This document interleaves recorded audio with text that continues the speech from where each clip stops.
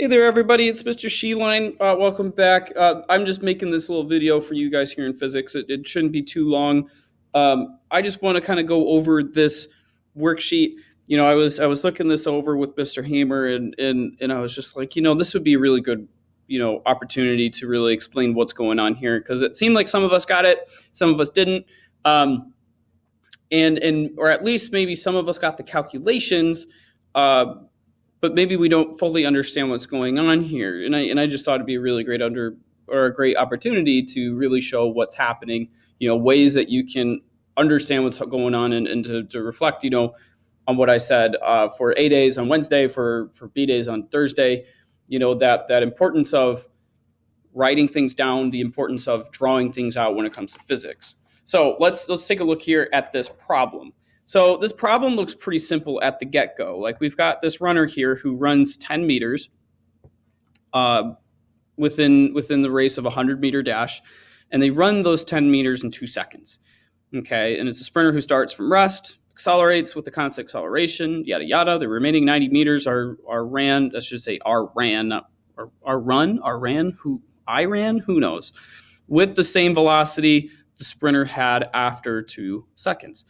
So we've got to determine the acceleration, velocity, time, and then we make our graphs. So I want to look at this because it's an interesting question, and it's an interesting scenario that may seem obvious, but then once you get into the calculations and you think about like how this is being put together, it turns out not to be all that obvious, and I'm going to show you here. Okay, so let's just do what we normally do. We're going to write down what we know and what we don't know. Okay, give me the colors. Come on. Please. Oh my goodness. I guess we're just doing green. There we go. Jeez. So this person is running a 100-meter dash, and we're going to just focus on the acceleration within the first 10 meters, the first 2 seconds. So we've got a time of 2 seconds.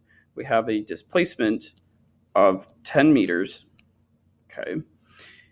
And we know that it's constant acceleration. So we at least know it's constant acceleration. We just don't know what it is yet. Okay.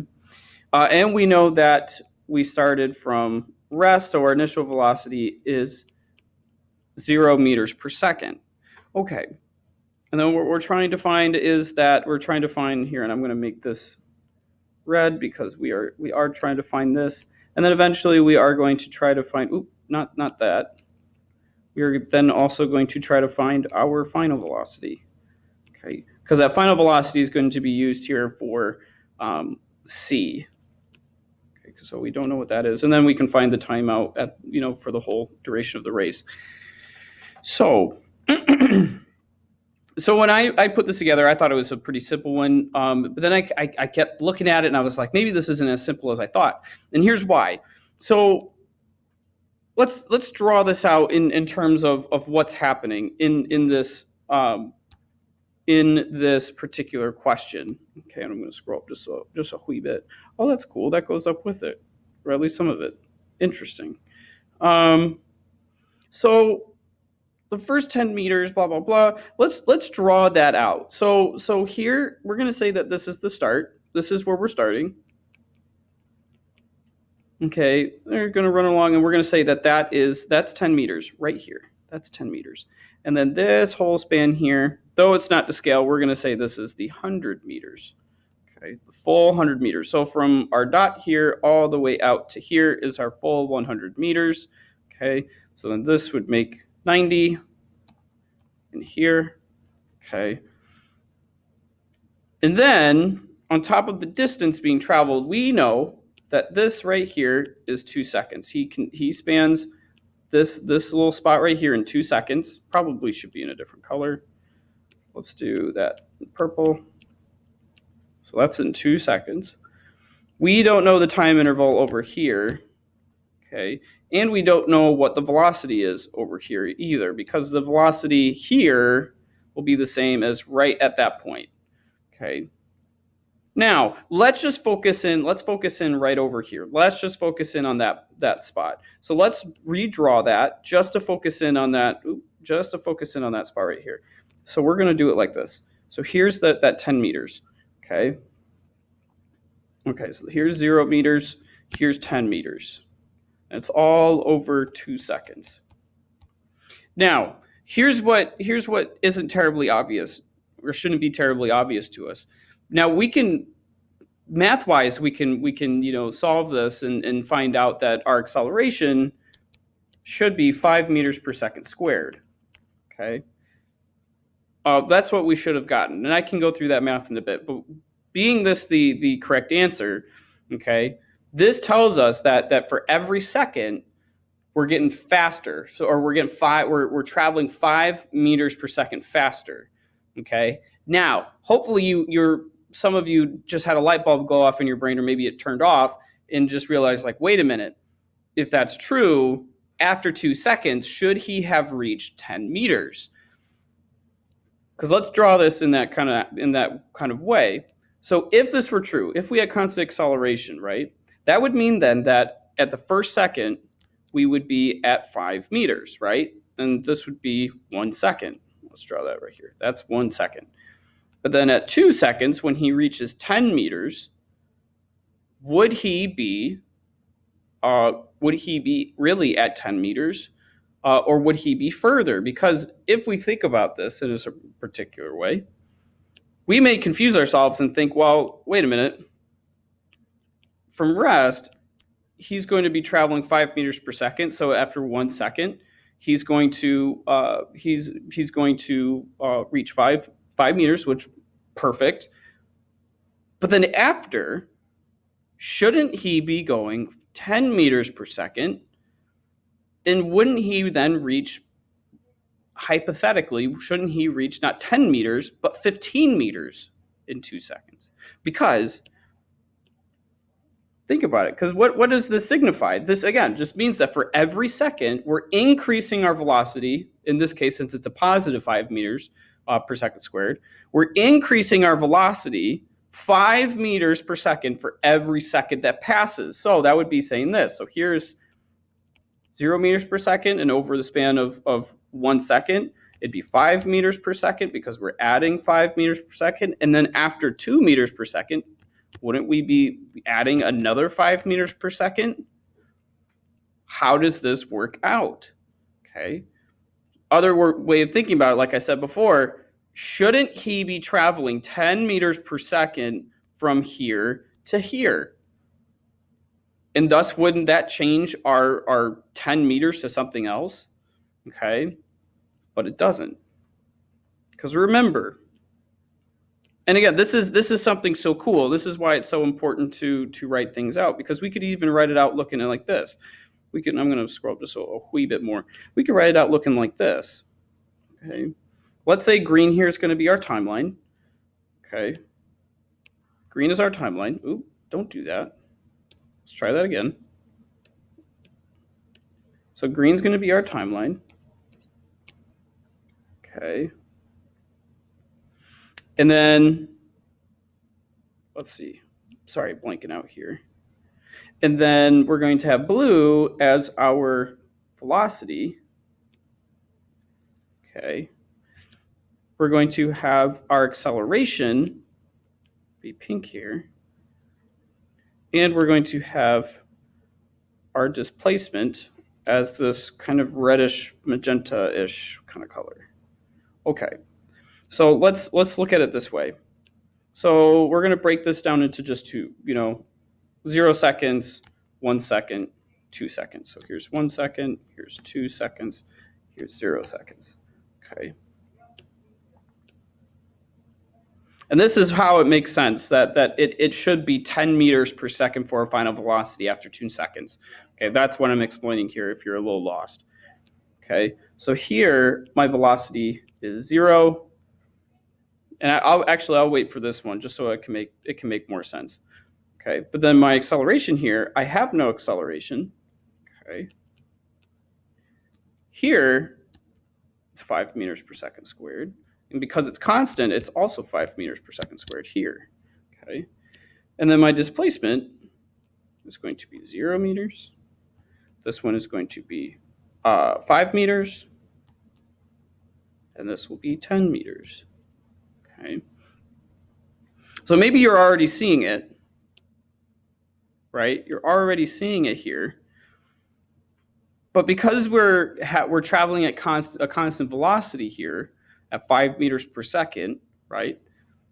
Mathematically, it makes sense. Maybe when we're thinking about it in context, it doesn't make a terrible amount of sense. But here's where it does make sense. So after 1 second, we went from 0 to the end point of our 1 second, and we were traveling at 5 meters per second. Excuse me. But at this point, you can maybe think of it this way. Almost think of this as if he took a snapshot and he was able to freeze and for some reason, somehow, all of a sudden just go to rest and be at 0 meters per second. Over here, it would be 5 meters per second. But because he's still running and it's constant acceleration, it's not that after 1 second that he all of a sudden is going 10 meters per second. It is at the end of the 2 seconds, the end of the time interval, that he is now traveling at 10 meters per second.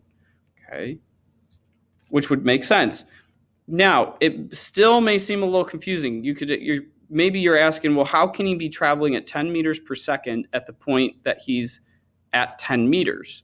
Okay, remember, it's not about the velocity and the point in which, or the position at which you are at needing to match up, or at least to signify you've gone 10 meters in this case. It's just the fact that we have a constant acceleration throughout the first 2 seconds and then no acceleration between the rest of for the rest of the race.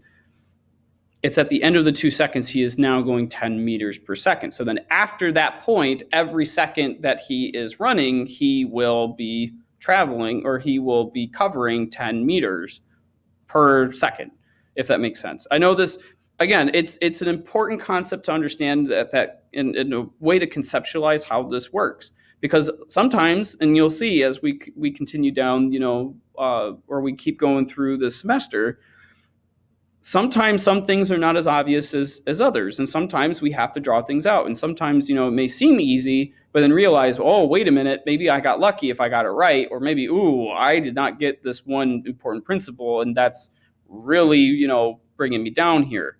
Okay. And so that's why I thought it was necessary to, show you why this may not be as obvious as you think it is. Or if you were confused as to what's happening, as in how can he be traveling at 10 meters per second at 10 meters? That doesn't make any sense. It does. Okay. Mathematically, it makes sense. On paper, it makes sense. Because remember, it's not the fact that after this point that he is then going 10 meters per second. It's at the end of the second that he is now going 10 meters per second. Okay. He is at a constant acceleration. Okay. And it just so happens in this case, the way that the question's asked is, and I think this is arguably, this is what's killing it, is the 2 seconds. The 2 seconds arguably messes with everybody because it just messes with your brain a little bit, and really makes you wonder, like, again, how could he be traveling at 10 meters per second and be at 10 meters at that point? So, but here's a way you can visualize it. And then obviously there's just the simple mathematical way that we can do this. Here, I got to grab my formula sheet because it does check out, because it is constant acceleration. So we can use our kinematic equations.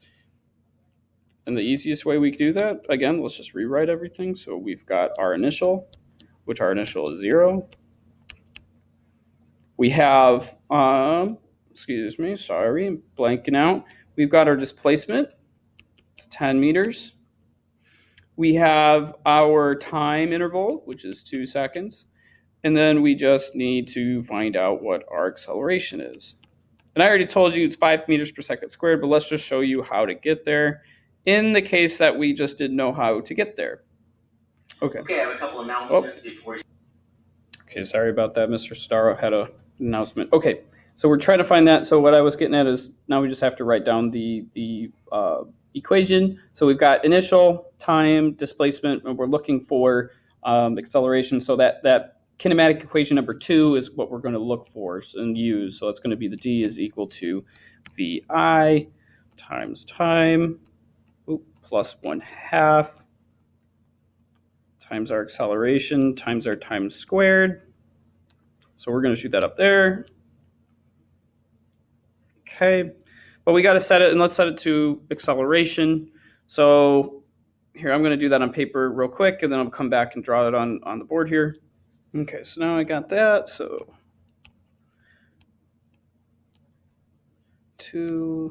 acceleration is equal to 2 times our displacement, and then minus our initial velocity all over time. Okay, so let's just plug those in. So it's going to be 2 times our 10 minus our 0 all over 2. Okay, so acceleration. Okay, I just realized, yeah, I forgot to do something here. I forgot this is a square. That's what I forgot. I was like, wait a minute, why am I not getting what I'm supposed to? So that should be 4 down there. Okay. So that's 4. So my acceleration, that's going to be 2 times 10, which is 20, divided by 4. And that's going to give me 5 meters per second squared. Okay. And then we've got, and again, mathematically it works out. Scenario-wise, it works out. It may seem a little kind of weird at first, but it works out. It's correct. Okay. So we've got our acceleration there. Now that we've got our acceleration, we can easily find our final velocity. So our final velocity, now this one you can, I mean, it doesn't really matter what equation you use, but you could just use this one. Acceleration is equal to Vf minus Vi over time. Okay, because we know this guy now. So to set it equal to that, it would just be the, Vf is equal to acceleration times time plus initial velocity. So that's going to be Vf is equal to 5 times 2 plus 0, which just gives us our final velocity of 10 meters per second. And obviously, I forgot, this is all forward, by the way. Forward, the acceleration is forward. Okay. It seems pretty easy. Okay. Remember, it's most things, or there are a lot of things that are obvious. Some things aren't so obvious. That's why this video exists. That's why we're going through this. Okay. So that's that, and then determine the total time. So remember, 2 seconds have already, over here. This is already 2 seconds. So all we got to do now is, well, we've got 90 as our displacement now. We have a velocity. Oh my goodness, let's go. Yikes. Computer's a little slow.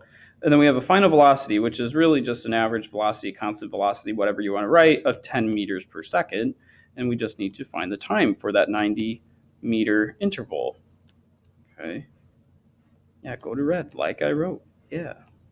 Okay. And then this one's just a simple, velocity equation. Velocity is equal to displacement over time. Just set it to time, and to do that, we switch the velocity with the displacement. So then it's time equals displacement over velocity.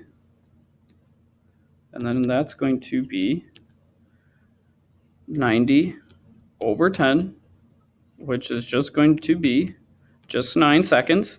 So we have 9 seconds for the 90-meter interval, plus the 2, and then the whole race is going to be 11 seconds. Okay, so the whole race, that's a decent time, pretty good time for this sprinter. Okay, I think it's not terrible, but I think for a male running, I think it's been a while since I've been in track, but regardless, 11 seconds, 12 seconds. I think females in high school is typically 12 seconds, if I remember correctly. World-class sprinters, male sprinters, I think are 9 seconds. I don't know what world-class lady sprinters run at. Something to Google. But 11 seconds is pretty quick.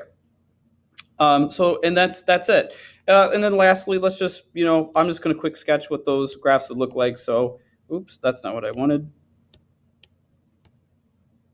Open a new Google Sheet, blah, blah, blah, create position time graph. Okay, so I just asked you to make the position time graph. So it should look something like this, okay? So we've got position over here, we've got time down here, okay? And then we would have, Come on. Let's make this a Christmas one. So 1, 2, 3, 4, 5, 6, 7, 8, 9, 10, 11. Because remember, it's 11. This will be 100 over here. This will be 0. This will be 50. I'm just going to keep it simple like that. So what we should see is we should see something that looks like this. Just kind of remember, we're just sketching this. I'm just sketching this. Obviously, you had Google Sheets to work with. But this is, for the most part, what we should be seeing. And let me actually real quick do this too. Or I'm going to real quick put all the numbers down. I'll pause it and do that and then come back. Okay, now I got those. So I could put 25 there and 75 there. So in the first 2 seconds, we're traveling at 10. So 10 is going to be somewhere about like right there. Okay, so it should look like this. It should look like, this. And then maybe this sketch won't look as nice as it should, or as accurate as it should compared to like Google Sheets, but we're going to try our best to make it, somewhat accurate. But what you should see is something that looks like this. You should see, I'm going to change it to blue.